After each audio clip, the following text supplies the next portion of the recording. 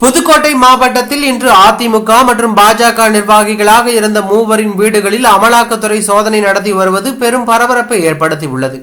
ஒப்பந்ததாரர்களாக இருக்கும் புதுக்கோட்டை சார்லஸ் நகர் பகுதியைச் சேர்ந்த முருகானந்தம், கரம்பக்குடி தாலுகா கடுக்காக்காடு கிராமத்தைச் சேர்ந்த பழனிவேல் மற்றும் ஆலங்குடியைச் சேர்ந்த பழனிவேல் ஆகிய மூவர் வீடுகளில் அமலாக்கத்துறை சோதனை மேற்கொள்ளப்பட்டு வருகிறது.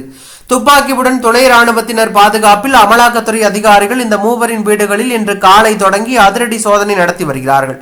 இதில் முருகானந்தம் கடந்த சில ஆண்டுகளுக்கு முன்பு அதிமுகவை விட்டு விலகி பாஜகவில் இணைந்து மாவட்ட பொருளாளராக பணிபுரிந்து வருகிறார் என்பது குறிப்பிடத்தக்கது. மேலும் இவர்கள் மூவரும் முன்னாள் அமைச்சர் வேலுமணிக்கு நெருக்கமானவர்கள் என்று சொல்லப்படும் நிலையில் கடந்த 2022ஆம் ஆண்டு தமிழக லஞ்ச ஒழிப்புத்துறை போலீசார் இவர்களது வீட்டில் சோதனை நடத்தி முருகானந்தம் மற்றும் பழனிவேல் மீது வழக்கு பதிவு செய்து இருந்தார்கள் என்பது குறிப்பிடத்தக்கது. பொதுவாக லஞ்ச ஒழிப்புத்துறை, ஐடி, அமலாக்கத்துறை சோதனை என்றாலே ஆளும் கட்சி எதிர்கட்சிகளுக்கு அரசியல் ரீதியாக நெருக்கடி கொடுக்கும் யுக்திதான் என்று காங்கிரஸ், திமுக உள்ளிட்ட கட்சிகள் விமர்சித்து வரும் நிலையில் இந்த சோதனை முன்னாள் அமைச்சர் SP வேலுமணிக்கு நெருக்கடியை கொடுக்க இருக்கலாம் என்று அரசியல் விமர்சகர்கள் கருத்து தெரிவித்து வருவது பெரும் பரபரப்பை ஏற்படுத்தி உள்ளது.